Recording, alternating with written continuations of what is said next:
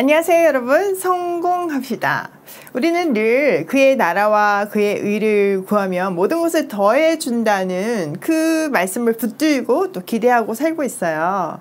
다시 말하면 하나님한테 올인하며 그의 삶을 책임져 주신다는 말씀인데요. 그 보장된 삶의 클래스가 어느 정도인지 바울을 통해서 한번 확인해 보도록 할게요. 자, 25장 1절.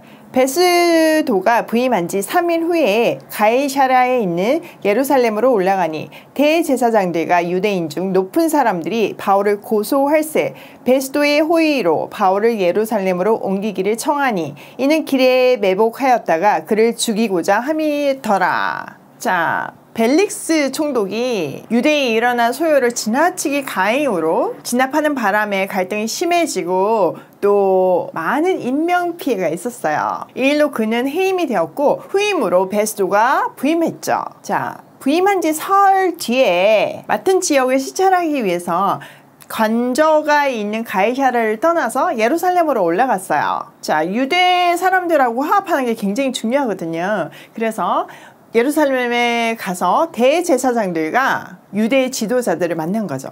이 사람들은요, 새로운 총독을 만나자마자부터 바울을 다시 고발해요. 바울을 예루살렘으로 불러 올려서 이곳에서 재판을 하게 해달라고, 그러니까 공의 종교법에 의해서 재판을 하게 해달라고 끈질기게 간청했어요. 근데 그 속셈은요, 바로 뒤에 밝혀지는데요. 길에서 사람을 매복시켜서 바울을 죽일 계획이었기 때문이에요.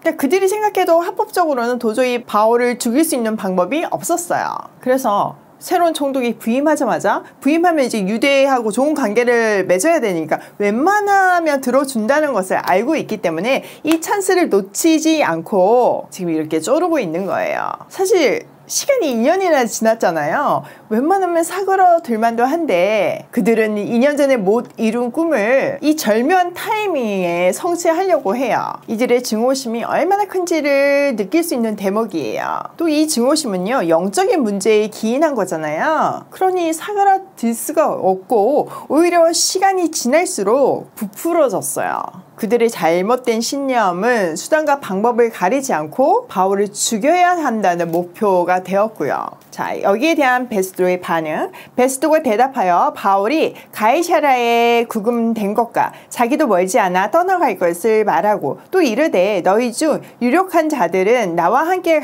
내려가서 그 사람에게 만일 옳지 아니한 일이 있거든 고발하라 하니라. 베스도는요, 현재 바울이 가이사랴에 잘 구금되고 있다고 얘기하면서 자기도 시찰이 끝나면 곧 가이사랴로 갈 거니까 당신들 중에 유력한 사람은 나와 함께 동행해서 그때 다시 고발하라고 말해요.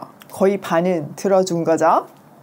자, 6절. 베스도가 그들 가운데서 8일 혹은 10일을 지낸 후 가이사랴로 내려가서 이튿날 재판 자리에 앉고 바울을 데려오라 명하니 그가 나오매 예루살렘에서 내려온 유대인들이 둘러서서 여러 가지 중대한 사건으로 고발하되 능히 증거를 대지 못한지라. 바울이 변명하여 이르되 유대인의 율법이나 성전이나 가이사에게나 내가 도무지 죄를 범하지 아니하였노라 하니. 자, 베스도는요, 예루살렘에서 8일에서 10일 정도를 시찰을 했고요. 가이사랴에 도착해서 바로 그 다음날 재판을 열었어요. 유대 사람들이 얼마나 이 사건에 민감한지를 지금 느꼈잖아요. 그러니까 바로 즉시로 반응을 한 거죠. 자, 바울이 나타나자 예루살렘으로부터 온 유대 사람들이요, 그를 에워싸고 여러 가지 제목을 걸어서 고발했어요. 근데 중요한 거는요, 결정적인 증인이나 증거를 대지 못하는 거예요. 이에 바울은 나는 유대 사람의 율법이나 성전이나 황제에 대해서 아무런 죄를 지은 적이 없습니다. 이렇게 자신을 변호했어요. 즉 종교나 로마 정부에 대해서 어떤 범죄한 일이 없다는 말이죠. 자, 9절. 베스도가 유대인의 마음을 얻고자 하여 바울들어 묻되 내가 예루살렘에 올라가서 이 사건에 대하여 내 앞에서 신문을 받으려 하느냐. 자, 지금 다시 재판을 열어봤지만 어떤 증거나 증인을 찾지 못했어요. 명백한 무죄라는 것이 드러났죠. 그러니 아무리 베스도가 유대인 편을 들어주려고 해도 유죄 판결을 내리지 못해요. 그냥 연기만 시켜요. 왜냐하면 유대인들의 환심을 사고 깊은 정치적인 욕심이 있었기 때문이죠.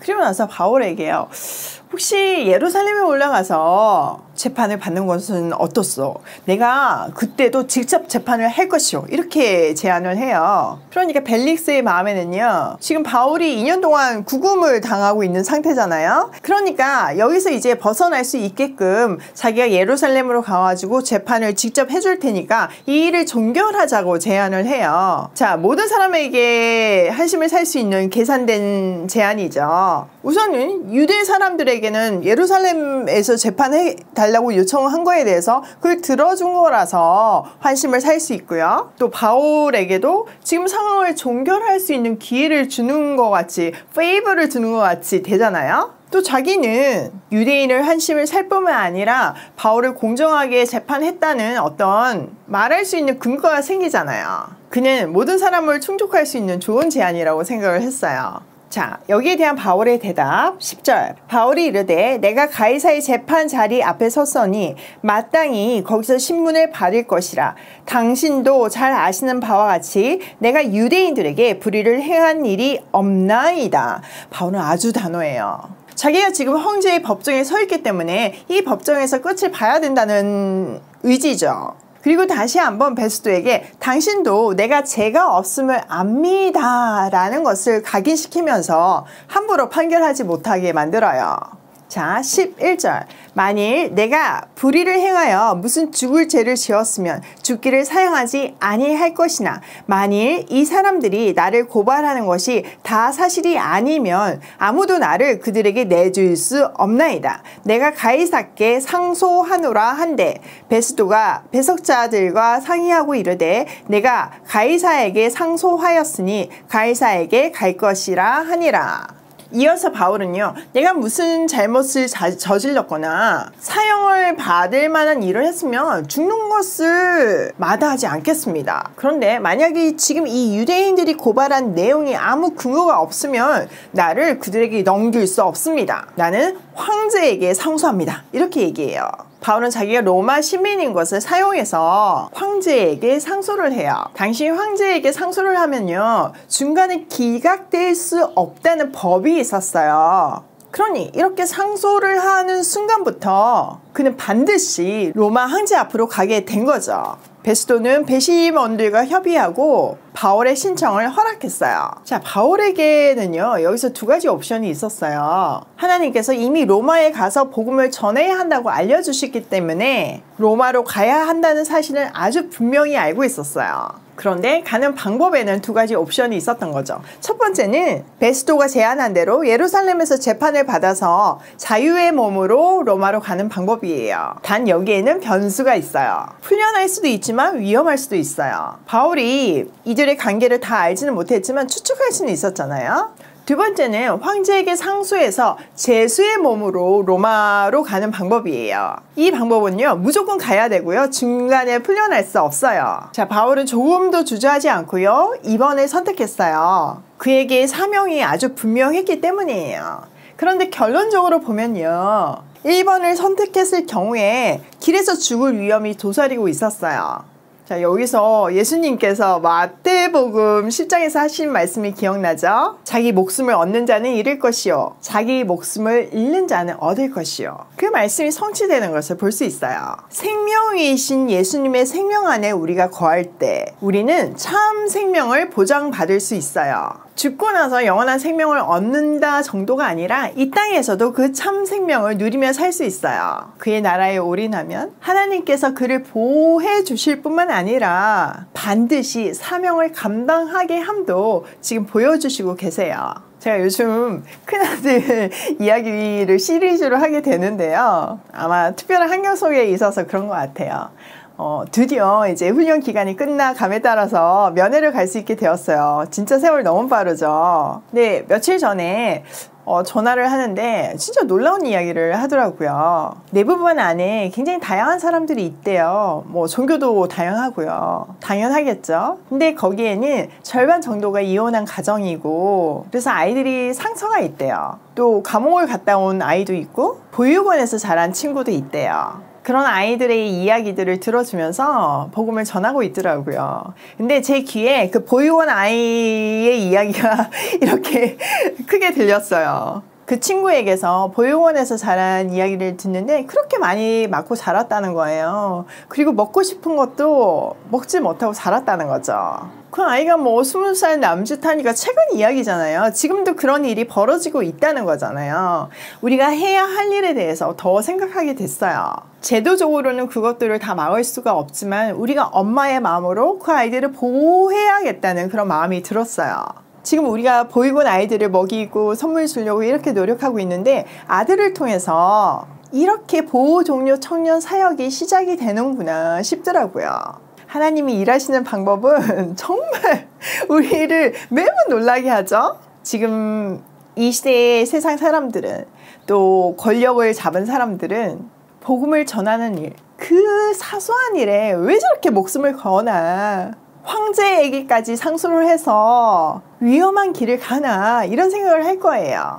그런데요, 그 순종은요 몇백 년이 지나지 않아서 로마가 국교화하는 데 쓰임 받았고 2000년이 지나 지금 우리 손에 복음이 전해지는데도 역할을 했어요. 이것이 원대한 하나님 나라 안에서 자기 구간을 충실히 사는 삶의 열매예요. 저도요 바울 같은 확신이 있어요. 북한을 살리는 가정이 될 거라는 확신이요. 이 가정이요 처음엔 우리 집을 말하는 건 줄 알았어요. 물론 우리 가정이 포함되어 있죠. 그런데 그 가정이 오이 패밀리라는 것을 요즘 깨닫고 있어요. 우리가 이름을 오이 패밀리, 오이 가족 이렇게 지은 것도 너무 신기하죠. 여러분 우리는요 북한을 살릴 사람들이에요. 이 혹독한 추위와 굶주림 속에서 말씀이 없어 죽어가고 먹을 것이 없어 죽어가는 그 사람들을 한번 생각해 보세요. 굶어 죽어가는 그 아이들을 한번 생각해 보세요.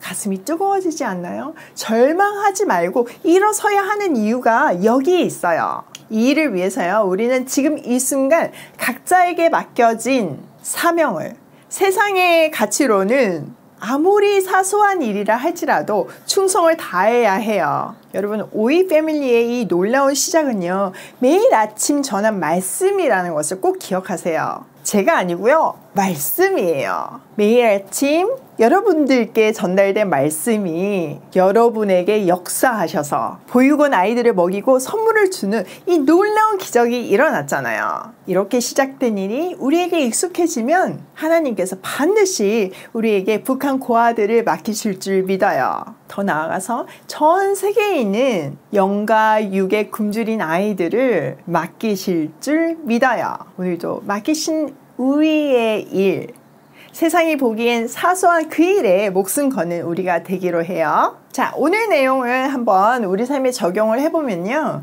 첫 번째, 사탄은 절대로 포기하지 않고 집요하게 우리를 공격한다. 여러분 지금 유대인들이 뭐 집요하게 2년이 아니라 지금 몇 년 동안 계속 바울을 공격하고 있잖아요. 그러니까 그걸 알고 대응하면 돼요. 한번 고비 넘는다고 해서 그게 끝이 아니에요. 우리가 십자가의 길을 걸을 때 그 공격은 항상 있음을 성경이 말하고 있어요. 우리가 가는 십자가의 길은요 꽃길이 아니에요. 그렇지만 꽃길보다 더 귀한 생명의 길이고 행복의 길이고 평안의 길이고 복된 길이에요. 두 번째, 사명대로 살면 내 삶은 보장된다예요. 지금 바울이 계속 얘기해 주잖아요. 하나님께서 얼마나 세밀하게 바울을 인도하시는지 우리는 보고 있잖아요. 바울에게만 적용되는 일이 아니에요. 우리도 동일하게 이렇게 보호한다, 인도한다는 것을 성경을 통해서 이 원리를 가르쳐 주시는 거예요. 세 번째, 바울이 로마 황제에게 상소하듯 우리는 주께 상소하기로 해요. 여러분 바울이 로마 황제에게 상소함으로 해서 중간에 기각될 수가 없거든요. 우리도 하나님 나라에 올인한다는 이 고백이 중간에 기각됨 없이 주님 다시 만날 때까지 주께 상소하는 멋진 우리가 되면 좋겠어요. 오늘도 충성되게 성실하게 사명 감당하는 나를 보장하시는 하나님의 따스한 손길을 경험하며 고싱해요.